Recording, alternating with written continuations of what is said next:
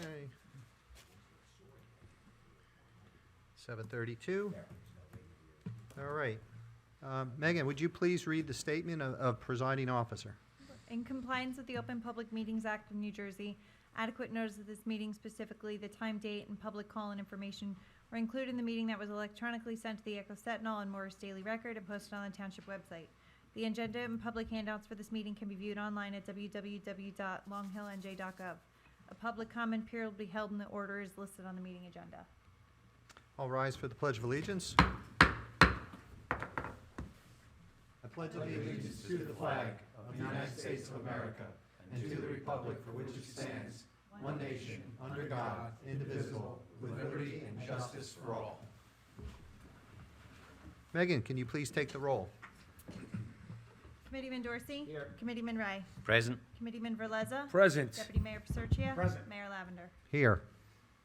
Okay, first, ordinance 526-23. This is the second reading and adoption. This is an ordinance adopting regulations for privately owned salt storage and supplementing and amending Chapter 12 of the Township Code entitled Stormwater Regulations. Randy, can you give a quick synopsis of what we are about to talk about?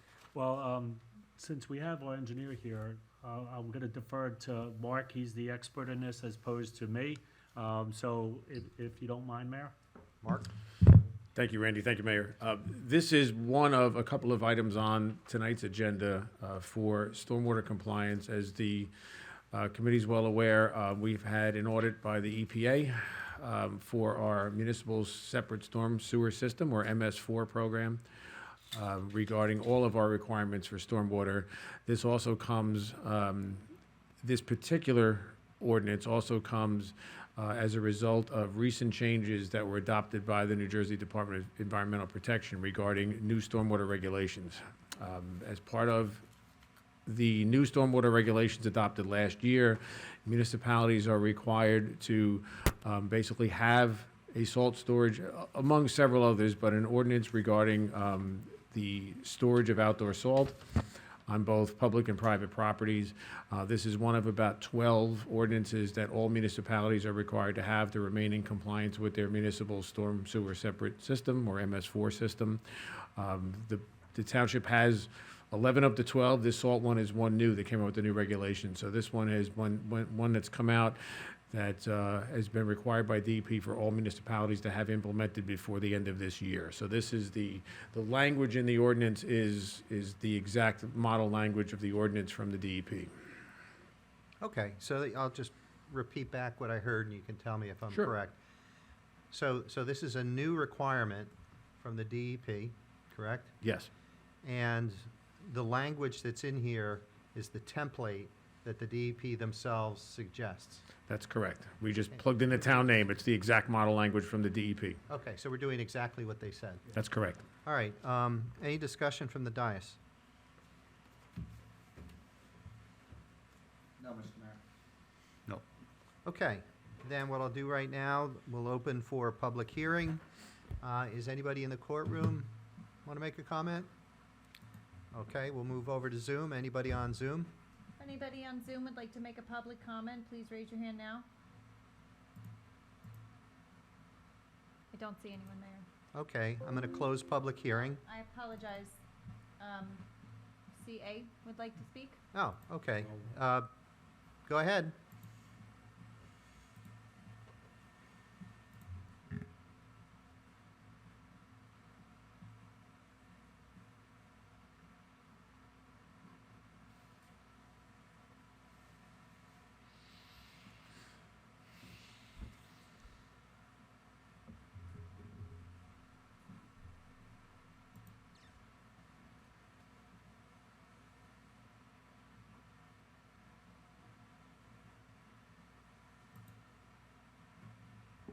Go ahead.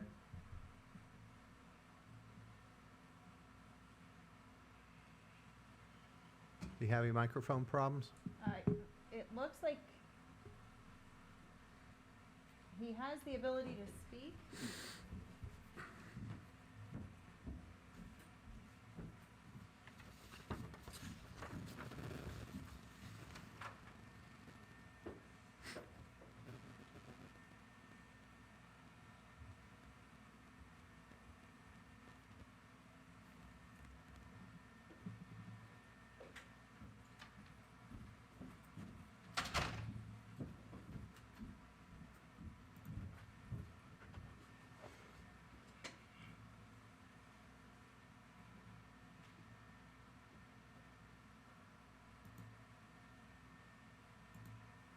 All right, how about now? I can hear you, I think. Okay, you're on. Go ahead. Your name and address, please? We're talking about the stormwater management, right? No, we're talking about the privately owned salt storage. This is Oh, ordinance oh. 526-223. If you can limit your comments to that, that would be great. That's okay. Next agenda, that's all right. All right, so you're done. All right, anybody else on Zoom want to comment? Anybody else on Zoom would like to make a public comment? Please raise your hand now.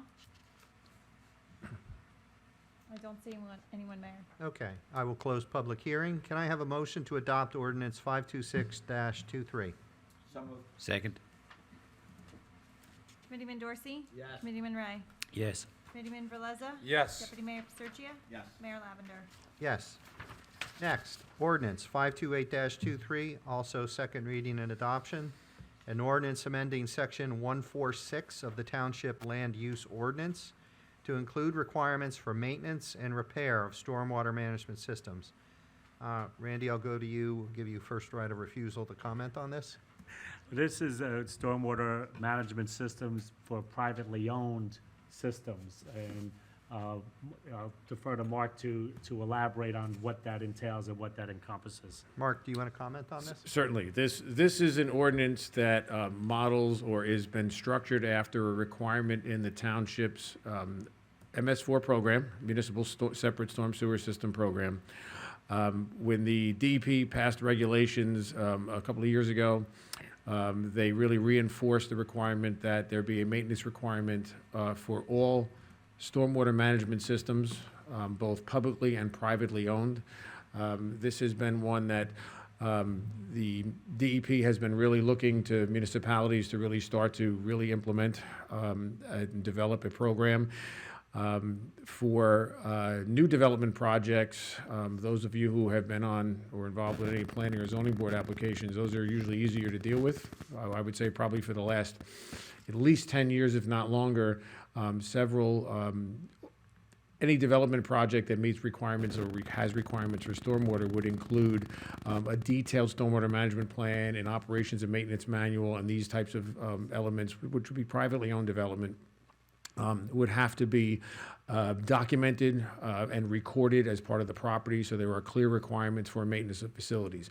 What the DEP is really looking to enforce now, and this was reinforced with our recent audit, looking for us to implement and really reinforce the plan, is to formulate a formal policy and requirement for privately owned stormwater management devices and development. And these apply to major development projects only. So these are larger development projects. These are not residential scale seepage pits that are done with smaller projects. These are major development projects that stormwater detention basins associated with subdivisions and things. So this ordinance lays out a requirement for what the maintenance responsibilities are required to be. This is the first step in a series of steps we're going to have to do for our compliance requirements in terms of developing a program and reporting on them annually. But essentially what it does is anybody, any private property owner that has a stormwater management system developed from a major development project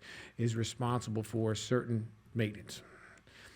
And they are also responsible for reporting to the municipality on an annual basis that they've completed that maintenance requirements. And we, as a municipality, in our annual reporting to the DEP, are responsible for including those reports with our report. Okay, so the need for this right now is due to the DEP tightening up their enforcement, changing the rules, or both?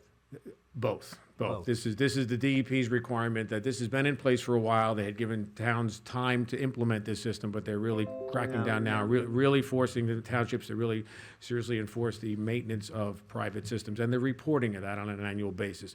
So the parameters in the ordinance outlines exactly that. It outlines what qualifies as a project for private maintenance requirements, when you are required to provide a maintenance plan, and when you are required to report that annually to the municipality. Okay, so whereas they were being lenient in the past, or perhaps even, I don't know if a grace period is the right phrase to Right. use. There was definitely leniency. Now they're tightening it up and they want everybody to come on board and That- get this plugged up. That's correct. Got it, okay. And does this apply to any existing properties in town? It does, yes. It requires retroactively to 1984. Okay, but only for big developments? Correct, only for big development. So what we're doing as part of that is we're looking back at plans, and that's part of one of our next steps. We have to start identifying the several properties. We don't anticipate many, and I'm working closely with Public Works to look and see which systems we have. We know of a few properties that have stormwater management systems in place. So our next step will be notifying those property owners and basically an education to the property owners what their requirements are going to be. We're also working on a simple checklist, if you will. So rather than trying to tell residents or property owners a very long, elaborate plan, we're going to try to boil it down to a simplified template of what requirements have to be done on an annual basis. Some of it being common sense, some of it being cleanup after major storms, once or twice a year, checking to see that whatever device is in place is not blocked, plugged, et cetera, and then just documenting that. So our next step in rolling this out, once the ordinance is in place, is developing some sort of a simplified report form, so we don't overwhelm folks with a requirement for reporting. We just outline what it is and hopefully make it a simplified form that we can expect to receive on an annual basis. And so is this ordinance going to evolve, or is it going to have subordinate sections that are going to be added, like chapters at a later time? I see it as a separate form, so similar to a zoning permit or a grading permit, there's a requirement in the ordinance that a permit be required, and then the forms will be developed as we move out, as we roll out. We'll have forms that will be developed on a sort of an administrative level. It won't require an amendment to the ordinance. There'll be supplement to the ordinance so that we can make forms that will be simplified for property owners. And then, Jack, do you want to comment on it? No, I think Mark covered everything, Mary, Okay. thank you. Mr. Mayor, can I ask a question? Yes. So besides notifying the property owners, compliance, and more importantly, enforcement of non-compliance, does the town have any role? They do. The ordinance lays out that the code enforcement officer has a responsibility for enforcing the ordinance. And let's carry that through. And if it is not complied, Microphone. if it remains in non-compliance, and for other types of things, we have summonses and et cetera, what happens here? We have summonses. We also have built into the ordinance, we have the ability that the township could actually do the maintenance and then backcharge the property. So Jack, that's not dissimilar to existing property maintenance.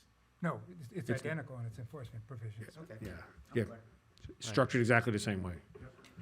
It doesn't appear as if we have the option to say no to it.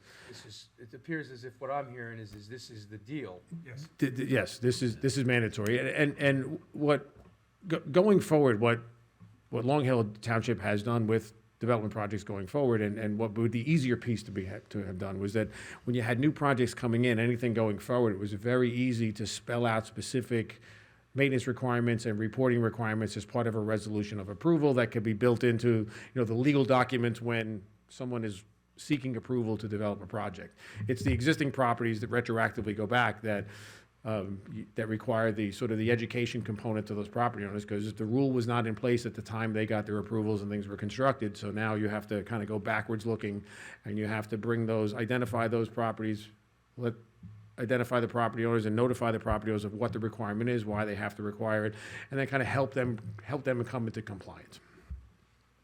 So, of course, I'm asking because I live on Stephanie Drive and we are affected by what you're talking about. Yes.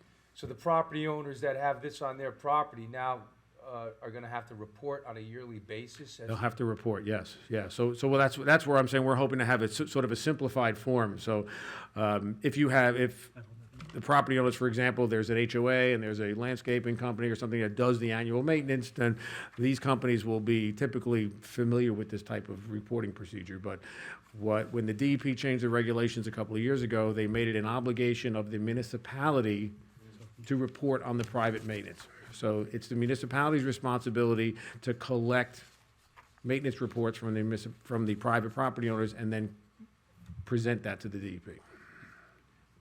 Mark, will it be incumbent upon the property owner to pay for whatever needs to be done, or do they or is there another entity that It- would? It would be the property owner would Okay. be responsible for the payment of the maintenance unless there is some HOA or some other type of an entity that would provide that. And again, this is limited to projects that would have qualified as major development previously, so major stormwater basins, et cetera. But what if it's a major component? Because the way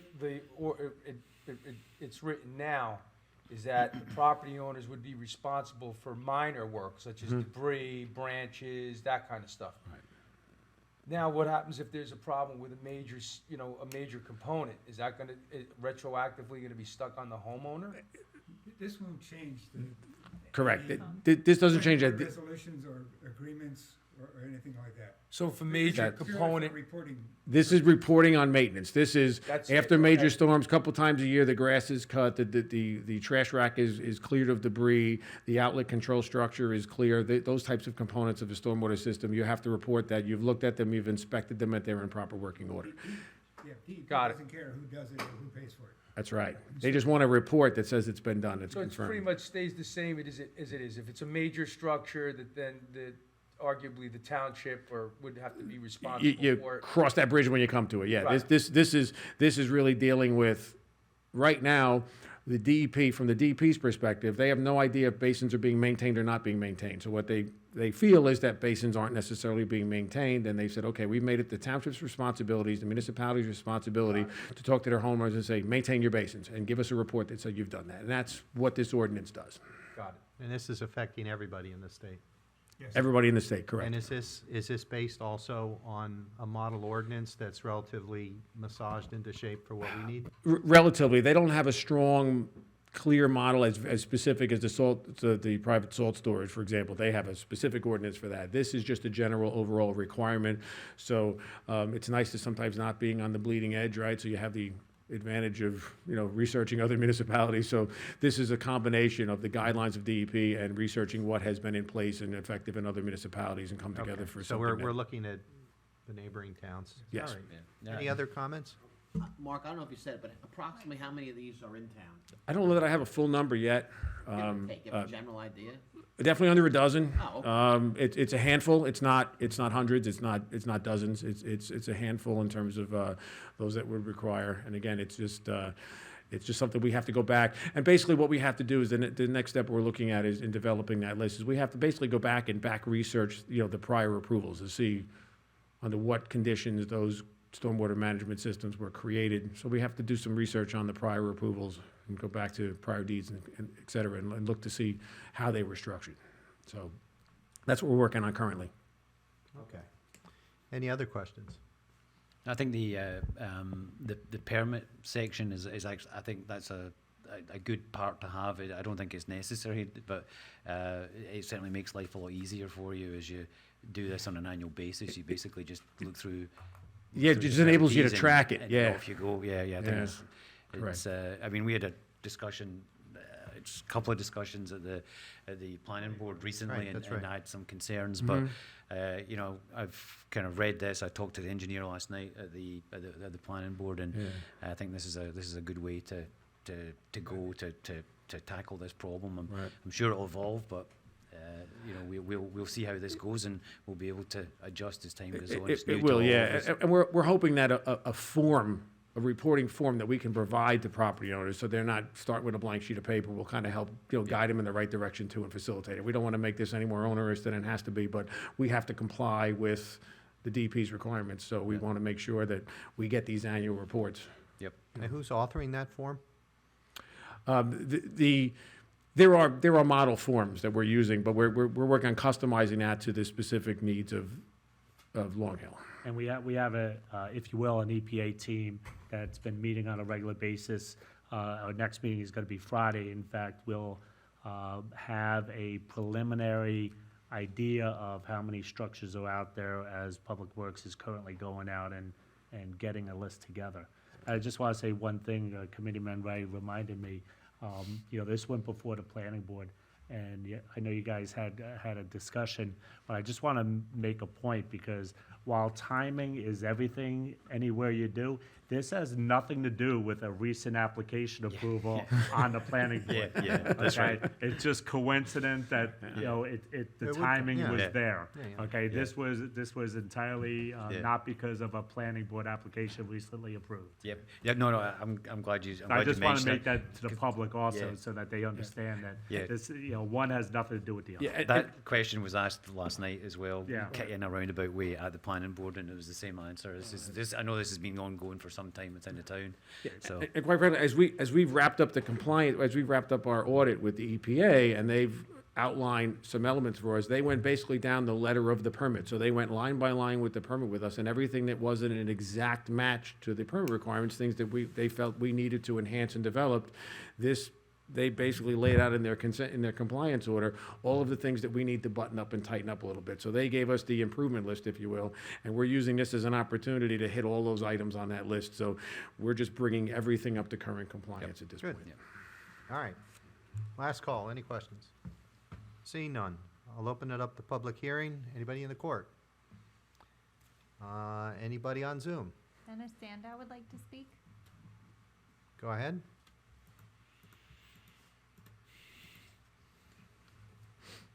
Good evening. Good evening. Good evening. Good evening. Name and address, please, for the public. Dennis Sandow, currently living in Millington. I'd like to observe that most of the construction in the past 50 years occurred prior to the sewer ban.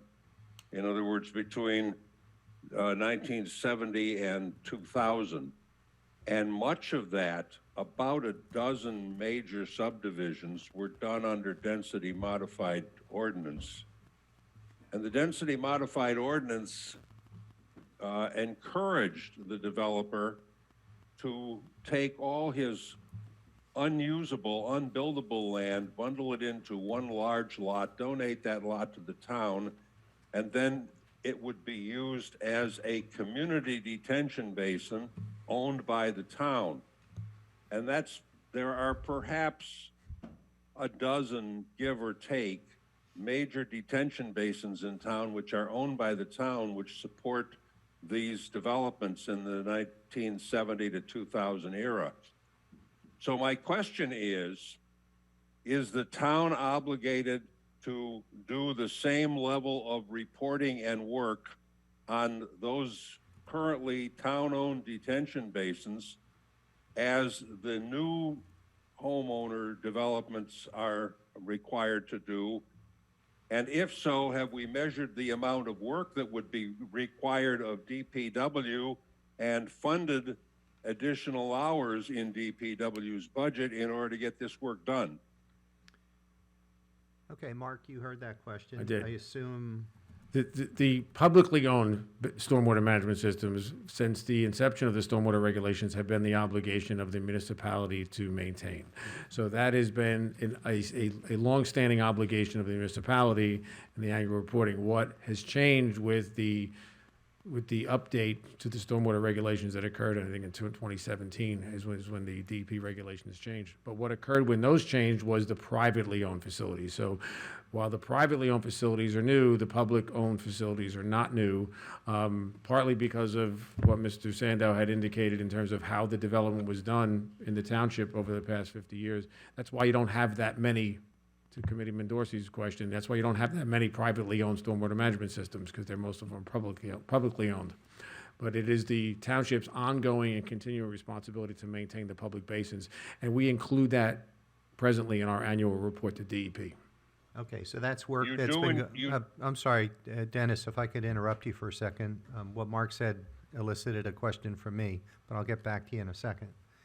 So we've been cleaning out those basins. That's correct. Right, and so from a DPW budgeting perspective, my assumption is that's already figured into the budget. And then in terms of how heavy a lift is this, so to speak, to clean those things out, basically, we're talking about removing branches and leaves. That's correct. Right, and so that's really what we're talking about here in terms of maintenance. And I'm sorry, Dennis, I didn't mean to interrupt you, but go ahead. Well, my second question had to do with the amount of, with the reporting. Presumably, if we're going to report the work of DPW as new business, they're going to want to actually be doing the work as new business. I think I heard him say that that we're already reporting it, and so we're already doing it, and we're already funding it. And if that is the case, then this will have minimal impact on the town's budget. True or false? Yeah, that would be true, Dennis. The maintenance is currently being reported now on an annual basis. Each year, the DEP requires a report be submitted by the township. That is a collective effort, usually by engineering, administration, and DPW, that provides the necessary information for that annual report. And those documents are compiled and submitted to the DEP on an annual basis. So that is already being done, so there would be a minimal, there's really no change to the publicly owned facilities. Do I understand that there is now absolutely no way that a private development can dump his stormwater into the street public stormwater system? I'm not sure I would characterize it that categorically. The stormwater management system that any private property owner would be managing on their property would depend on the extent of the change to their property and what category of type of development it would be. Minor developments have a different set of standards than major developments. That would seem like a. I'm thinking about all the drainage ditches that we have in the lower part of town. And if somebody is developing a lot adjacent to one of those drainage ditches, can they use the drainage ditch or for their own stormwater runoff, or do they have to build an on-site facility? It really depends on what they're proposing to do. So it's a case-by-case basis.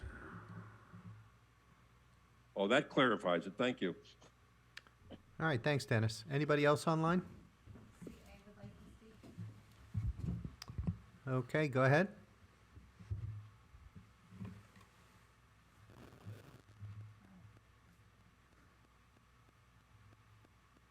Charles Arenowitz, Millington.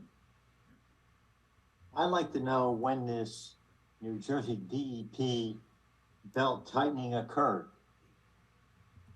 I'm sorry, you were garbled a little bit. You'd like to know when the. New Jersey DEP tightening occurred on these storm basins. When did they start? Still not understanding. Yeah, I didn't hear the full question. Yeah, Chuck, can you get closer to the microphone? We're losing a word. There's been some problems because Megan had to go to the back room, had no audio at all. No, Dennis Now was I very have to clear. stop it. Dennis was very clear. Dennis might have new technology, different technology than I. I don't know Dennis's technology. I think the question is, when did DEP switch the regulations to require the reporting for the private stormwater systems? Am I No, correct? that's not quite it. That was the question? No, that was not. Okay. What was the question? All right. When did the New Jersey DEP start tightening up on these regulations of these stormwater management properties? When did the Month and DEP year. start tightening up? Okay. The DEP started tightening up when they renewed their regulations, which was on around 2017 or 2018. I want to say was when the regulations changed. And then in terms of their behavior and in terms of coming and auditing towns, that started when? This year? That started about 2 years ago. What I can tell you is that the renewal of the NJDEP regs that occurred around 2018 came on the heels of an EPA audit of the DEP. So the EPA implemented or required the DEP to implement the stormwater regulations in 2002.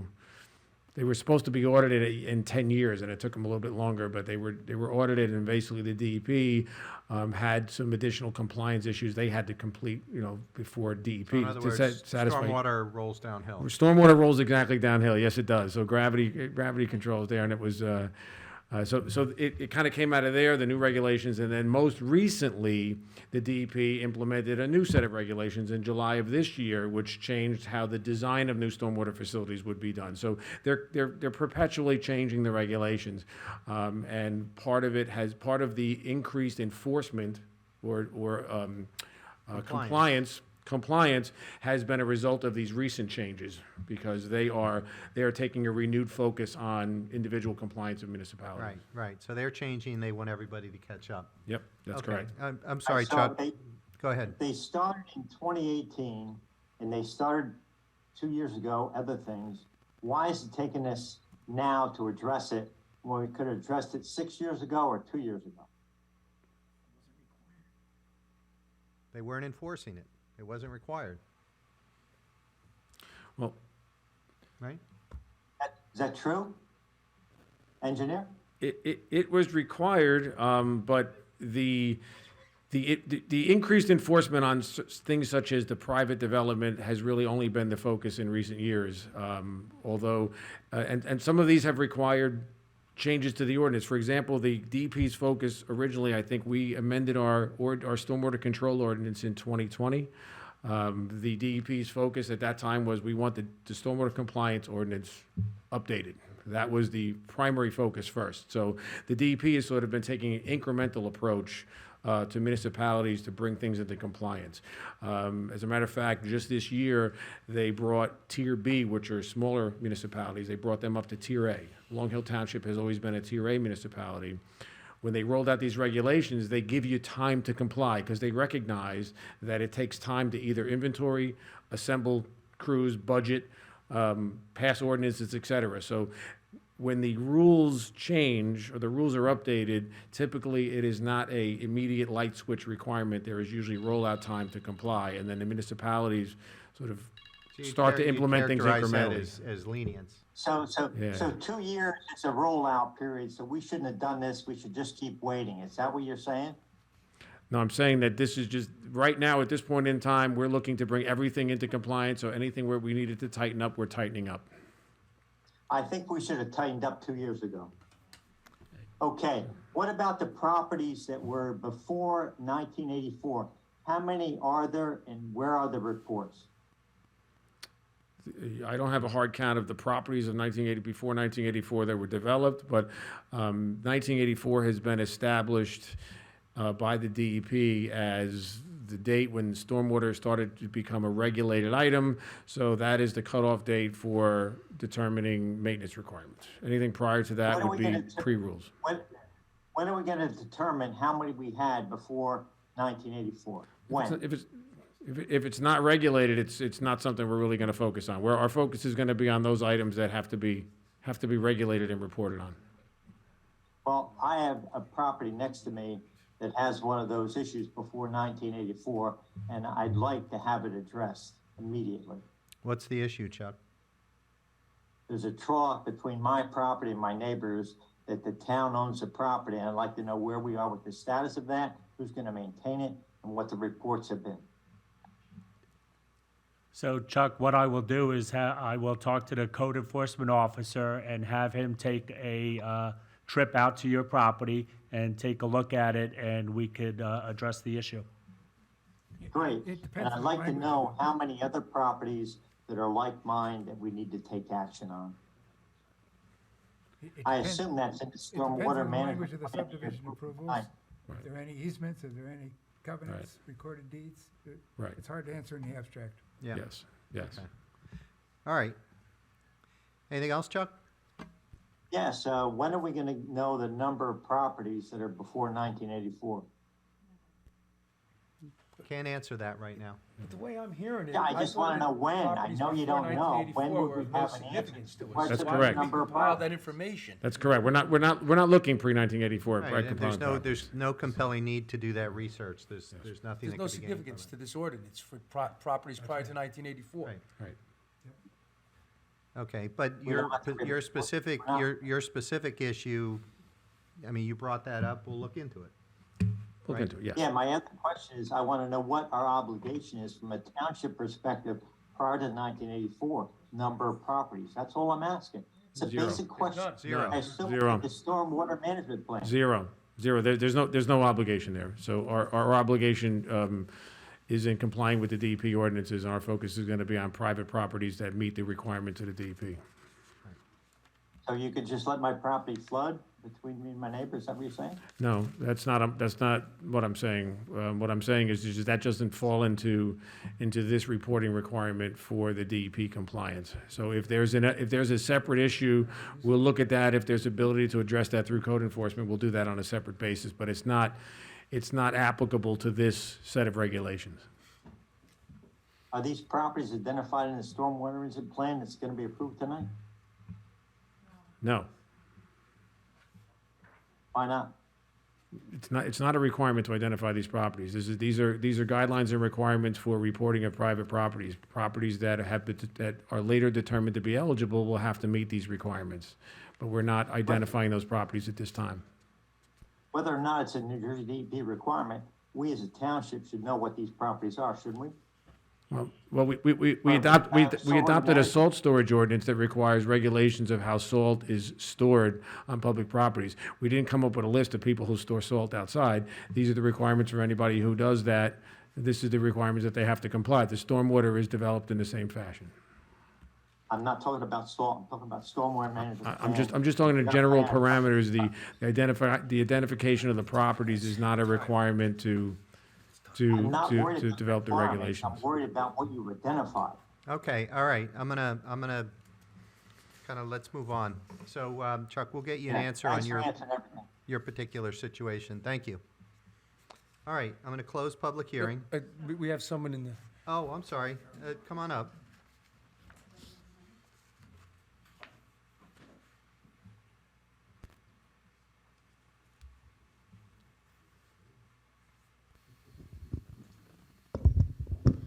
Carol Pross, River Road in Millington, which I didn't have a question until I heard Dennis.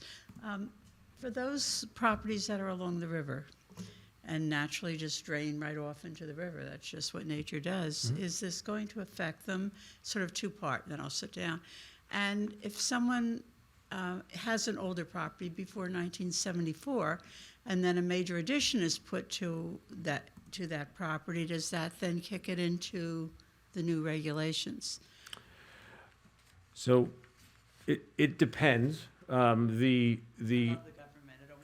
well, it always depends. Well, the reason I say that is because the older properties, again, that were developed before the stormwater regulations were taken into effect, if they did not include stormwater management systems, then it wouldn't apply. What does that mean? If they did not require stormwater, so no detention basin or no other stormwater management system was constructed at those properties at that time, then there's nothing to report on and maintain. If someone were to take an older property and do an addition today, we would evaluate those additions against the current regulations. So any addition would be subject to the stormwater control ordinance, and that stormwater control ordinance is divided into minor development and major development. Only major development projects would involve a reporting obligation. Minor developments do not. Got it. So it depends on the scope and scale of the type of development that's proposed, or the change on the property that would specify the type of stormwater devices and maintenance obligations that are required. Okay, thanks, Mark. All right, seeing no other comments, I'll close public hearing. Can I have a motion to adopt ordinance 528-23? So moved. Second. Committeeman Dorsey. Yes. Committeeman Ray. Yes. Committeeman Verleza. Since we have no choice in the matter, I'm a yes. Deputy Mayor Paserchia. Dear God, yes. Mayor Lavender. Yes.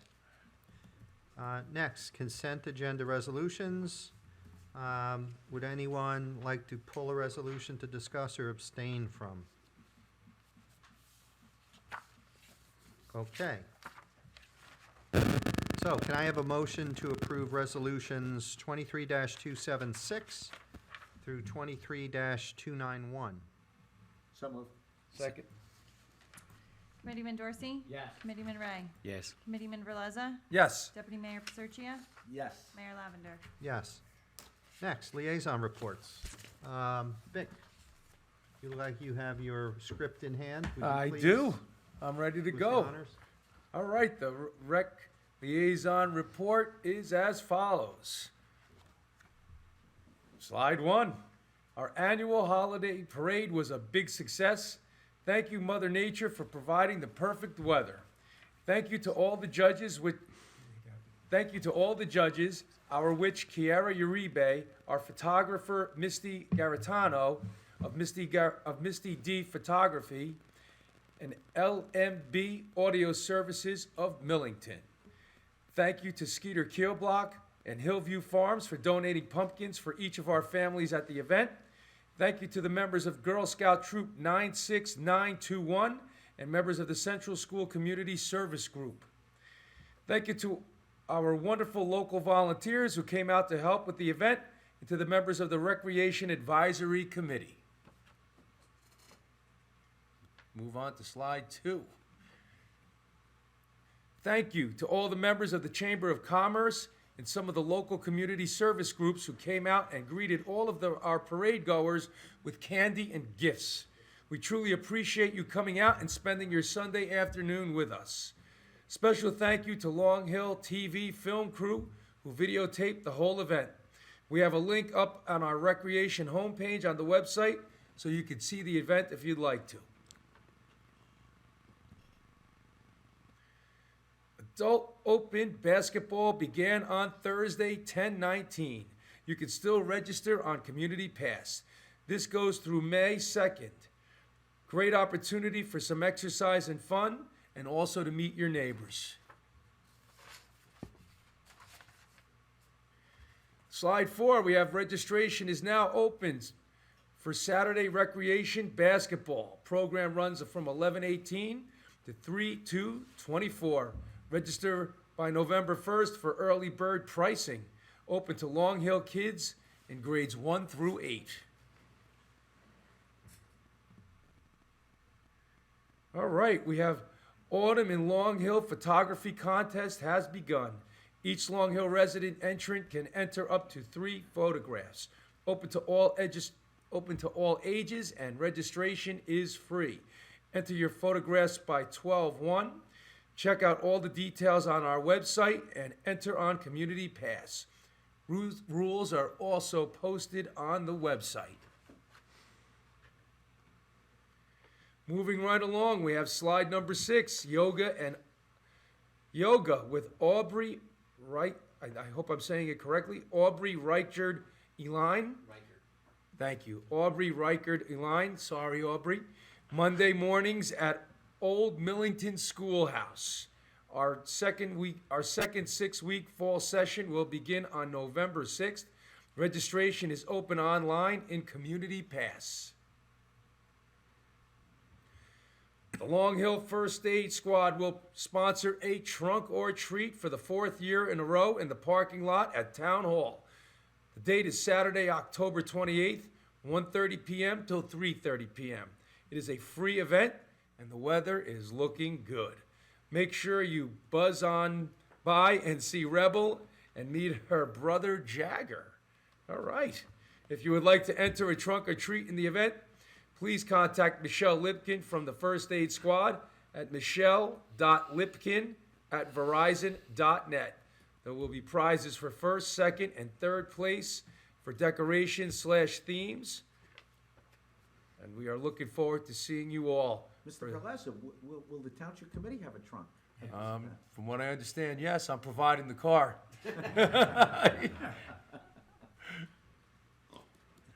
Hopefully, assuming she starts up on Saturday. Will you be wearing a costume? I'm not sure, but I will definitely be providing candy. As far as the decorations for the trunk, I'm leaving that on you there, Deputy Mayor.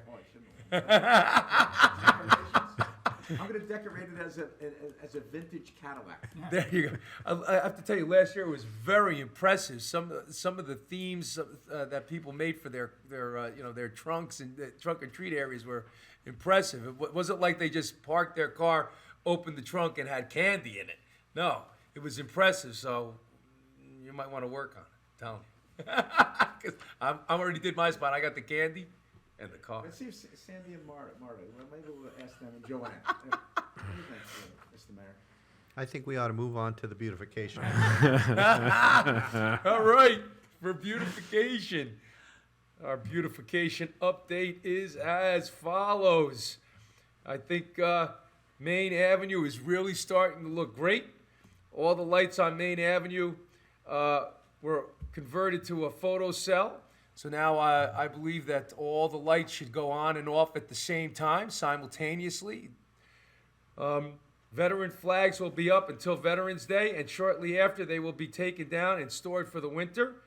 The final decision on the utility box wraps are being made, so I look to have those done in December.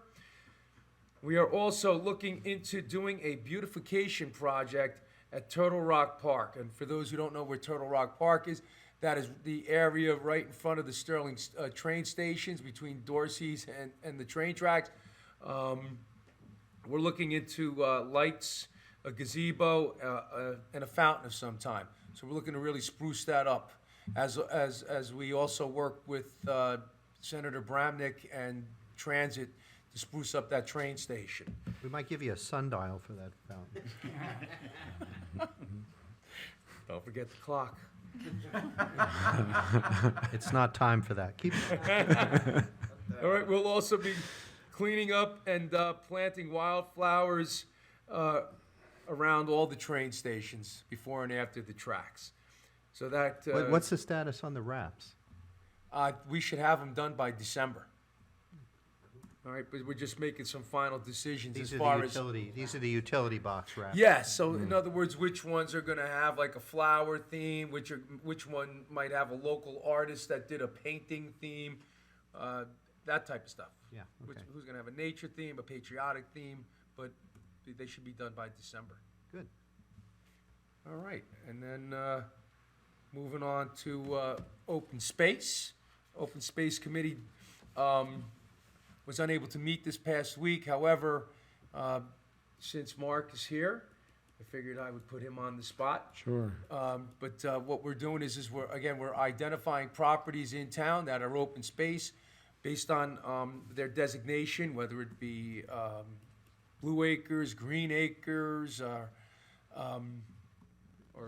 standard flood zone or open space. We're looking to identify their uses and funding that would be used to get what we It starts with cataloging.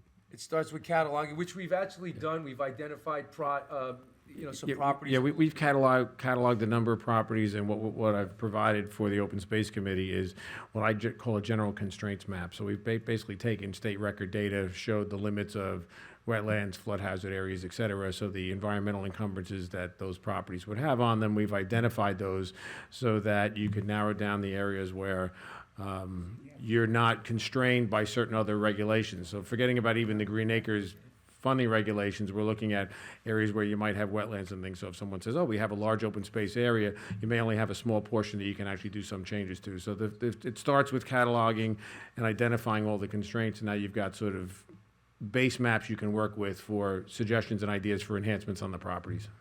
Yep. Most of the properties should be on the township's Rossi. They are on the Rossi, yes. They yeah. are. We made Yeah. sure of that. And And just funding, whether it's funded or not. Right, and this sort of just compiles those from that standpoint of taking the other state regulated data and just providing a pictorial map of the constraints so you can see how it lays out on a property. exactly. And now we're in the process of scheduling a meeting with the master plan committee so that we could plug in our ideas along with the master plan.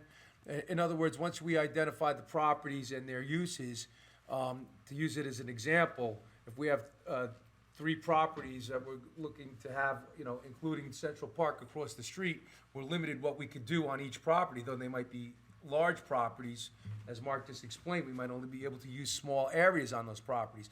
You don't want to have pickleball here, pickleball on there, and then another you know, you don't want to have pickleball on all three properties. So there's got to be a coordination of what we could do versus what we want to do for Right, those. right. And just to be clear, properties. we're not planning to put pickleball, No. but you're just I using know, that as an as it was example. coming out of my mouth, I'm Yeah. like, maybe not the Okay. best example these days. And then any recommendations to the master plan committee would go to them for deliberation, and That's correct. Brendan, I would assume potentially amendment Yeah. in the new year. Yep. Because we're kind of locked and loaded right Yep. now.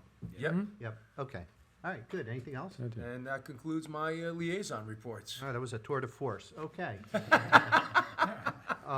Brendan, you're up. Well, I can't follow that one up for sure, but I mean, I think we met with the planning board not yesterday, the last meeting 2 weeks ago. We had public input on the master plan.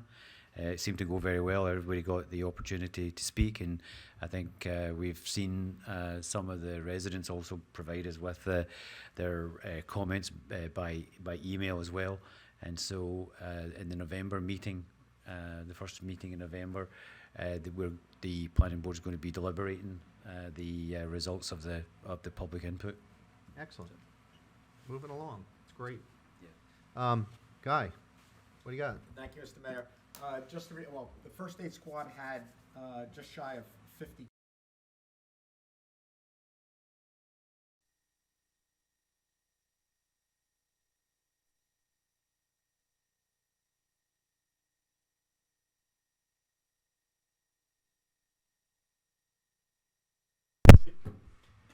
Test. Hello. Can you hear that?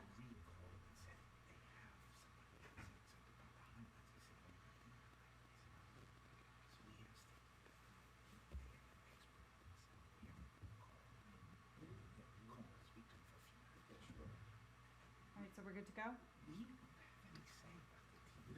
All right, I'd like to call this meeting back to order. The rate, Gentlemen? Somebody's contact. All right. She's saying there's no sound. We're not talking. Didn't we recently upgrade this stuff? okay. Okay, we're good. We're good? Working on Zoom. All right, so I think where we left it, Matt, can you start over, Matt? Are we back on there? All right. So DPW report, they're finishing up the street sweeping. They're doing the fall cleanups. They're gonna move, when they're done with the street sweeping, they're gonna move on to cleaning the inlets and outlets for the drainage facilities around town. They're doing crack sealing in a week. So if you have roads that have major cracks in them or potholes, please report it on the town website. They'll get an email. And let's see, the Long Hills Bravest have attended to 188 calls this year so far, and the year's not even over yet. So again, as Guy mentioned with the fundraising, the fundraiser went out. I don't know when they went out for Millington and Sterling Fire, but they will accept donations at any and all times. So please open up your wallets for them. And then from the police department, no news is good news. So as Lieutenant Chambrillo said, they will be at the trunk or treat, having a spot there. And thank the officers and Lieutenant Chambrillo for helping out at the Halloween parade last week. And finally, from the food pantry, Shane sent me a posting on social media.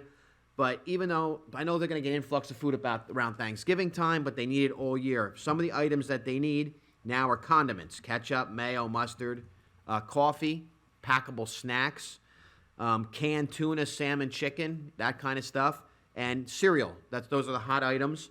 And they can't make it easier for you. You can drop it off at All Saints right in the lobby at any time of day.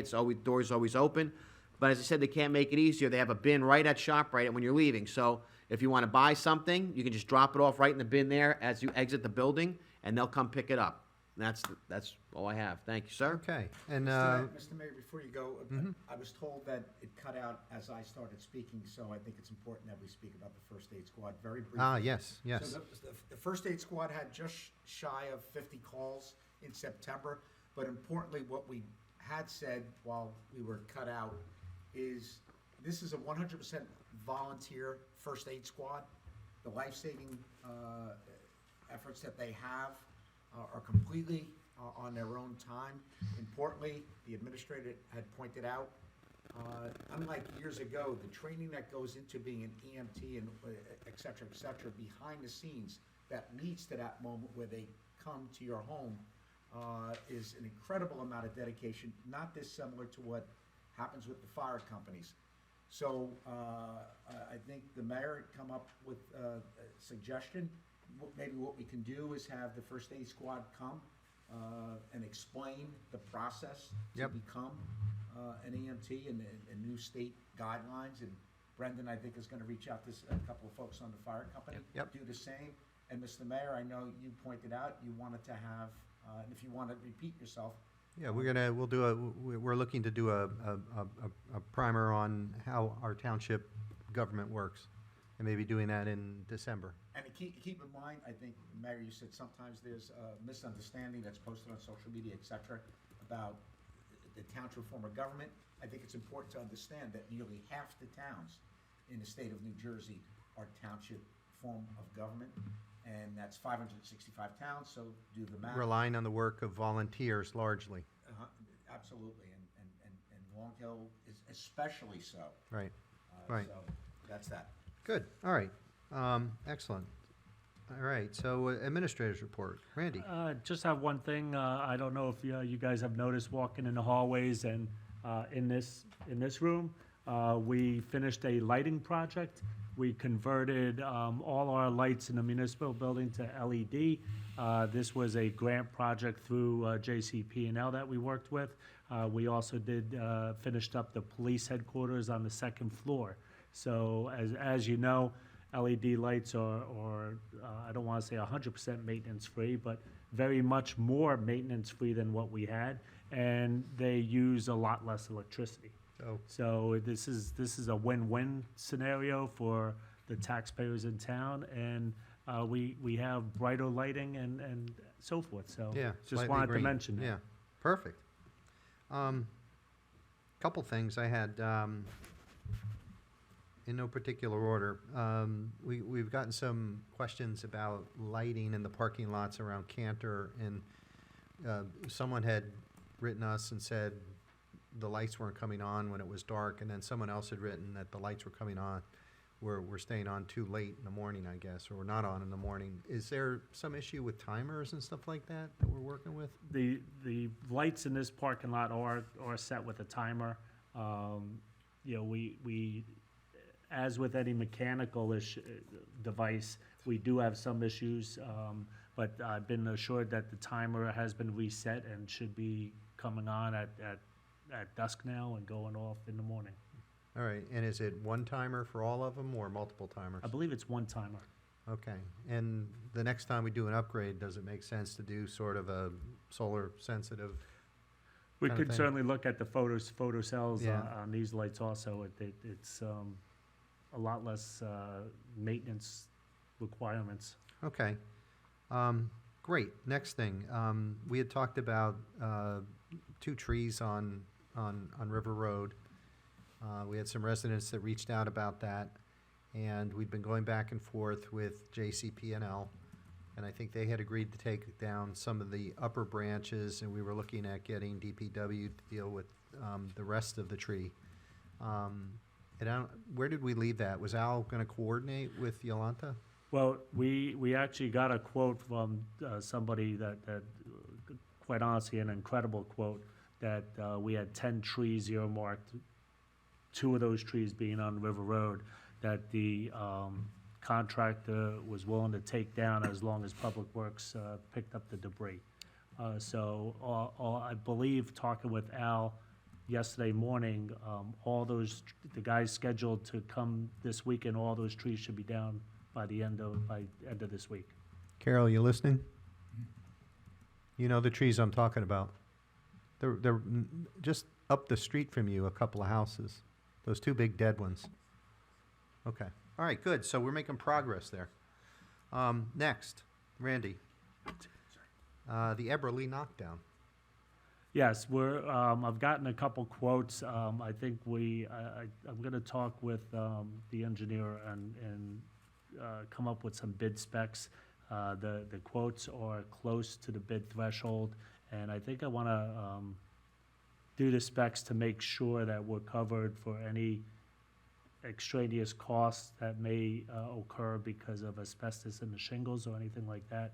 So I think I want to do a bid so that that we protect the town from any costs that may be above and beyond the bids, Okay. the quotes that I got. And so what kind of a timeline, roughly, not holding you to this, but is this gonna get done before January? I or know after? we've done demolition of homes in town, so I'm hoping to and we did bid that out, I believe, so I'm hoping to get those bids, brush them off, and gear them towards the Eberly property.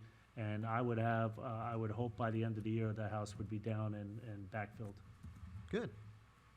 All right, and then next, we were talking about River Road and talking to Mark, actually, about this idea of a traffic sign on Skyline and Delaware in anticipation of traffic coming off of Morristown Road. And I understand, Matt, maybe you know this, or Guy, there's even trees being taken down right now on that. I think somebody said there were. They weren't clear cutting it. They weren't clear cutting, I think they're trying to clear out the roadway, I Yeah, think. I haven't been over yeah. there to look, though. And so, Mark, our intent was to get ahead of this, because, I think we're sympathetic to some of the concerns the neighbors had with traffic coming off of Morristown Road. It's a straight shot all the way down to the lake. The idea of a stop sign there would be to calm the traffic, so the drivers coming off, they get to the established neighborhood, reset, and then go.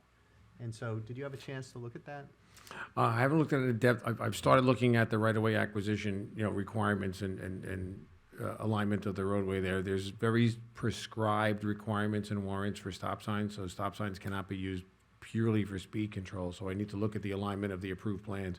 As the approved plans are getting through resolution compliance at the board, we'll take a look at that and we'll make some recommendations for traffic calming. Okay, good. So it's on your radar. Yes. You understand the scope of what we're trying to accomplish and do that within existing regulations? Yes.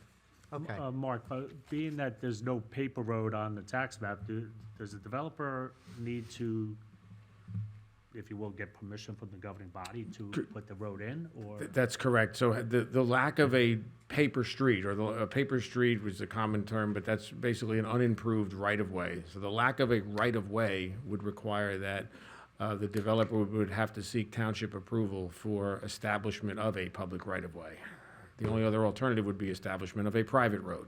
But if it were to be a public roadway, the governing body would have to give authorization for an access or right-of-way through, and that roadway would have to meet township standards once it's constructed. Okay. And then, just to kind of round out the conversation, if a stop sign is not the best way to do this, and we're not saying that it's not, this situation needs to kind of evolve. There are also other methods for calming traffic, such as narrowing a street and, putting in curves and stuff like that. Correct. Alignment of the street, neck downs, narrowness of the street. Right. Other different mechanisms that would discourage that use to be a through traffic. Right, and so my assumption is that all of that's in play as you kind of think through what we're trying to accomplish. That's correct. Excellent, all right, thank you. Randy, anything else for administrator's report? No. Wait, All right. Scott, I have a question for you, Mr. Mayor. Speaking of lighting, there was an incident on Columbus Day. Do you want to talk about that with the lighting in the yard? Oh, yeah. Let me recall that, because that was sort of like a false alarm. Why don't you take it? yeah, well. We became aware that there was, I believe, How did we become aware? on social media. Somebody told me about it. Right. And they said, I guess a woman, she lives there's an apartment or a little house on the Kennel property next to the diner. And she said a town employee came to her house on Monday, Columbus Day, and said that she's not allowed to have lights in her backyard. And String lights, right? What? String lights. String lights. And I know people that have them. There's some in my property. And I've been to plenty of people's backyard houses that have them. And first of all, I thought something was strange because it was Columbus Day, and aside from the police, the public employees weren't working. So I believe the following day, the administrator sent over Mark Andrus, the code enforcement officer, and he talked to the woman and her daughter because her English wasn't the best.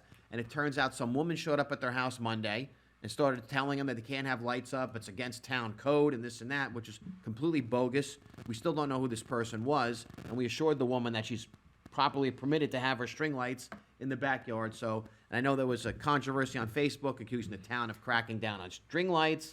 There's no such ordinance. You can have the string lights in your yard.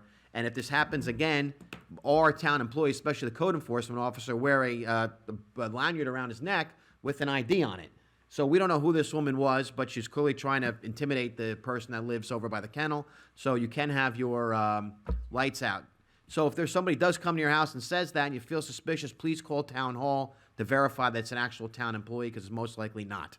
Thank you. Yeah, whoever did that, don't do that. Yeah. Right. Okay. All right, next, discussion items. So this one came up by email, and Megan, you can help me a little bit with this.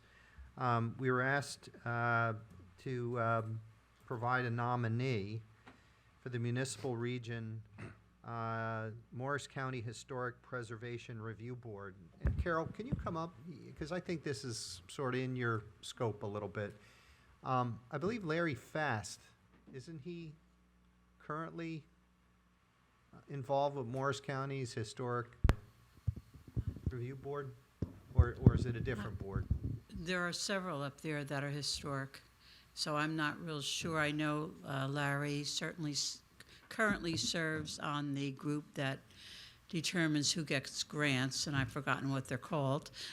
But there are several groups up there, so you really have to identify who it is. And perhaps if they're looking for a volunteer from town, you might want to refer it to Fred Hunt, the chairman of HPAC, and see if he has a suggestion for you. Okay, that's good. Brendan, you're the liaison, right? Can I send you this email and you work with Fred and? Yep. Right, because you know, that's the right way to do this. Sure. Okay, very good. thank you. Excellent. Thank you. All right. Any other discussion or old or new business? All right, so announcements. Board of Health Flu Clinic, Thursday, October 26th, 3 to 5 p.m. at the Berners-Ville Library. Address is 1 Anderson Hill Road in Berners-Ville. Get your flu vaccine. I do every year. Do you? No. You don't? How about you? I don't. Okay. I got mine. None of your business, Mr. Okay.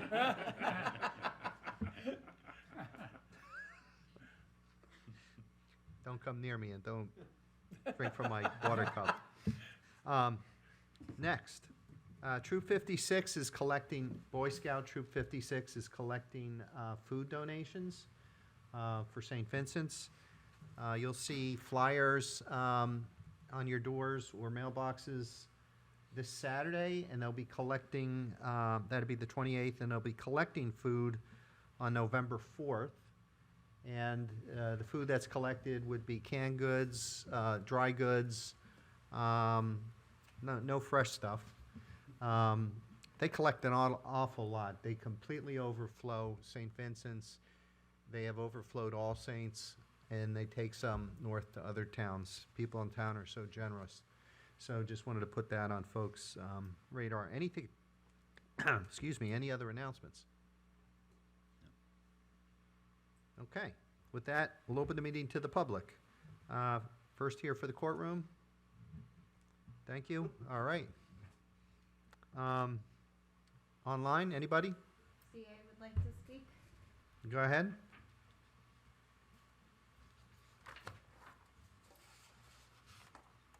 Good evening, Mayor.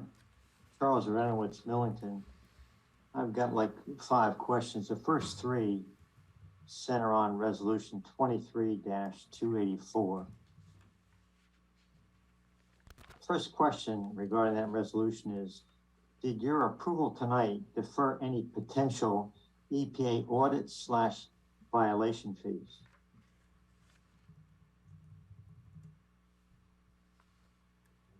What was the question? Did your approval tonight defer any potential EPA audit/violation fees? Randy, you want to answer that? Did our resolution defer anything? As said earlier in past meetings, we had a EPA audit and with DEP, And we did have a consent order from EPA that included a multitude of various things. We already submitted, I believe, 5 or 6 items, as you are aware, that was sent to the EPA in taking care of some of the requirements that was in the audit. And this is, yes, this is another thing that we had to tweak to come into compliance with their requests in the inspection. Question 2. What was the cost to the Long Hill Township taxpayer for the Ferrero Engineering study over the past 6 years to develop this wastewater plan? Wastewater or stormwater? Stormwater, I'm sorry, stormwater. Yeah. I wouldn't have that information with me. But do you agree it started in 2018? I'm sorry? Do you agree that it started in 2018? Because there's emails that I sent all of you last night that indicated such. I would have to check to see when, if any, review was done from 2018 to current. It wasn't a review. They started working on the draft. Okay, then I would have to check with Mr. Ferrero in what aspect did he do as far as draft work and research 5 years of bills to come up with your answer. Okay. When will the public be able to see the stormwater management plan and comment on it? Public now, it's been adopted. It'll be out there now. It's been adopted. Out there where? Well, you put in an OPR request for it yesterday, so I will fulfill it within 7 business days, but I don't anticipate having any issues. It will also be posted on the township's website under the stormwater page, yes. So did you hear that, Chuck? It's going to be on the stormwater Yeah, I page. really appreciate that because we'd like to read it and be able to comment on it that we've been waiting 16 years for. All right, very good. Next. Yeah. Okay, a couple general things. I just found out tonight that we have created an EPA team. In the past, I've worked with the region of the EPA out of New York City on some issues here with asbestos. And I'd volunteer if you're looking for people to be on an EPA team, but I guess Randy mentioned there are members that form this EPA team. I'd like to know. Mr. Aronowitz, let me interrupt you. Maybe I was misleading in using the term team, but we have municipal staff working on the EPA requirements from the audit that we are getting together and filing with the EPA to come in compliance with their audit. So there's no team that you previously mentioned? I call people that I work with a team. So yes, it's a team of municipal employees that work together to get the compliance done. So who's on that team? We have myself, we have the borough administrator, we have the DPW director, we have our consultant, Mark Katriniak as the engineer, and Colette Armenti is on there to take the minutes and notes of what we need to get done. Okay. All right, question 5. Yeah, we've taken a step back from the business tire of our township committee to go to golf shirts. You know what? That one's kind of on me, Chuck, because usually I send out a note. I was traveling from out of town and I didn't do it.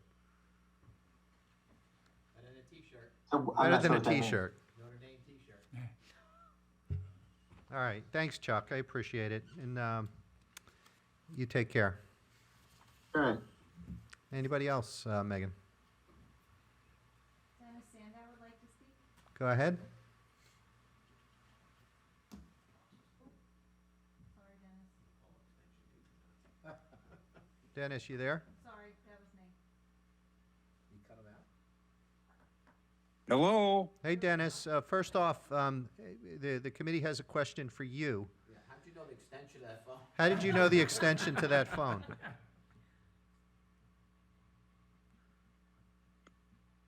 I can't tell you all my. I know you can't. You know too much. All right, go ahead.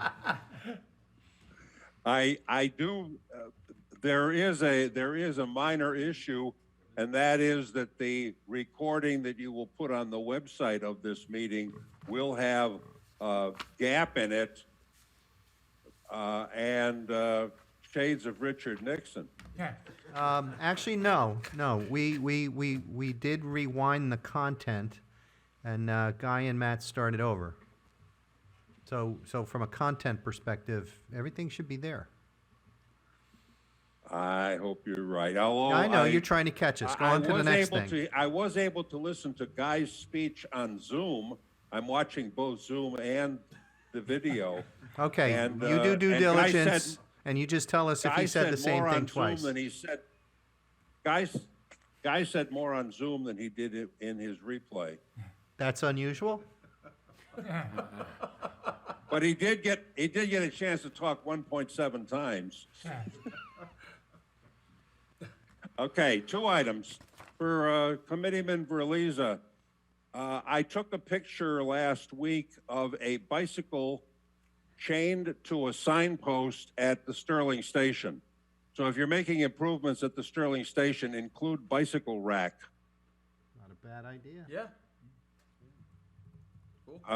Before a bicyclist tears down our signposts. Actually, they're transit That's signposts. cheap enough to come out of that fund. Second item, Mayor Verliza, I got that wrong. Mayor Scott, you inadvertently said stop sign at the corner of Skyline and Delaware. I believe you meant to say Skyview and Delaware. Yes, you're right. I was wrong. The last item is the item of the most significance, and that is tonight marks the 20th anniversary of the last Township Committee meeting that was held in Old Town Hall. Where do you come up And with this the- stuff? And the next, I read the minutes, and if you see Megan smiling, you'll know what she's talking about, what I'm talking about. 20 years ago, the end of October, whatever the date was the last meeting in Old Town Hall, and the first meeting in November will be the 20th anniversary of the first meeting in the new Town Hall. And I would like to propose that we celebrate that event the way we celebrated it 20 years ago, and that is with a catered reception out in the gallery so that all the members of the public who come to the meeting to celebrate the 20th anniversary of New Town Hall can have a little snack afterward. We'll take it under advisement. And that's a good project, I think, to keep you busy for the next couple of weeks. We have plenty to do. I think it was President Grant or somebody, he used to have block of cheese Block of cheese. in the White House, and everybody That's good. could come, Yeah. so we can get a block of. All right. Well, thank you, Dennis. We It was appreciate it was a nice event, and in fact, the courtroom was packed for the first meeting because it was the first opportunity the public had to get inside the new town hall. Okay, 20 years ago. 20. I think I have an even more momentous, maybe not for Long Hill, but for New York Mets fans. Today is this evening is the 47th anniversary of the Bill Buckner game. Okay. I throw that out there for you Met fans. All right. A day of infamy in Boston. All right. Very good. Thank you, Dennis. I appreciate it. Thank you. Anybody else like to comment? Megan? Anybody else on Zoom would like to make a public comment, please raise your hand now. I don't see anyone, Mayor. Okay. Seeing none, I will close public comment. Anybody else have any comments here before I ask for a motion to adjourn? Seeing none, do I hear a motion to adjourn? So moved. All in favor? Aye. Aye, good night. Good night, everyone.